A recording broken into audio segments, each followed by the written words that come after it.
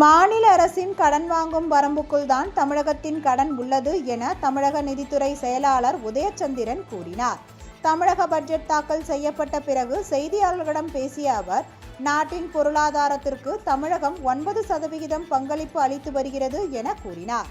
2024-2025 ஆண்டில் பட்ஜெட்டில் வருவாய் பற்றாக்குறை 49,000 கோடியாக இருக்கும் என திட்டமிட்டிருந்த நிலையில் இந்த ஆண்டு 3,000 கோடி ரூபாய் குறைத்துள்ளோம் என்றும் அடுத்த ஆண்டு 41,000 கோடியாக குறையும் என்றும் தெரிவித்தார்.